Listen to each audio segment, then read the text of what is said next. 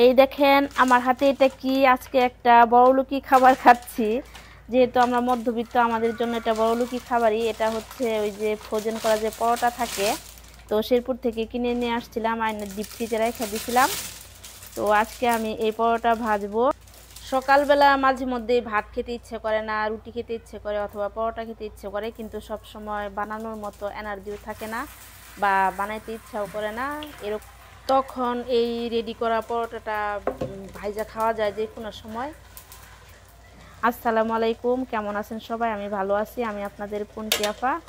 এই যে দেখেন আমি পরোটা ভাজতেছি, আর এই পরোটাগুলা সব কিছু রেডি করাই থাকে, যারা খাইছেন তারা তো জানেনই। এই পরোটাগুলো কিন্তু অনেক ভারী, মানে একটা পরোটা খাইলে একদম পেট ভরে যায়। আর ভাজার পরে এই পরোটা গরম গরম খাওয়ার সময় বোঝা যায় যে অনেক সফট থাকে, অনেক নরম থাকে। তো পরোটাটা আমি ভেজে নিচ্ছি, খুব উল্টে পাল্টে ভাজবেন, অল্প একটু তেল দিয়ে, মানে দুই পাশ খুব উল্টা পাল্টা করে খুব ভালোভাবে ভাজতে হবে, তাহলে মানে খেয়ে স্বাদ পাওয়া যায় আর কি। তো এই প্যাকেটের মধ্যে 20টা থাকে, মোটামুটি ভালোই দাম আছে।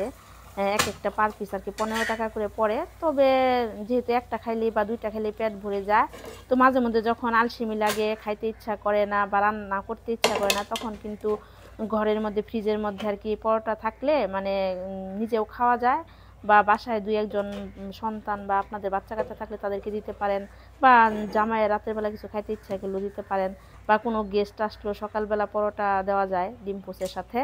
তো আমি এখানে একটা পরোটায় ভাজি করছি। ডিম পোস্ট করতে যায় কি অবস্থা, আমার হাত থেকে মানে এক ফোঁটা পানি ছিটে গেছিলো, এই অবস্থা হচ্ছে। তো ডিম পোস্ট খেতে খুবই ভালো লাগে। আর আমার তো এমনিতে ডিম পোস্ট খুব প্রিয় একটা খাবার। তো এই যে ডিম পোস্টের মধ্যে আমি এখন একটু লবণ দিয়ে নিচ্ছি।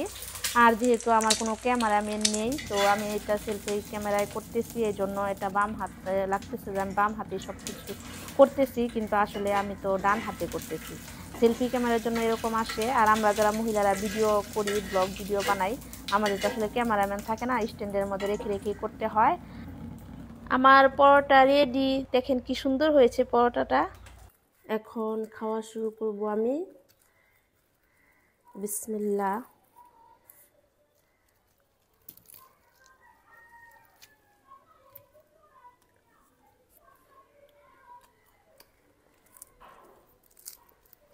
পরোটাটা খেতে কিন্তু খুবই মজা হয়েছে।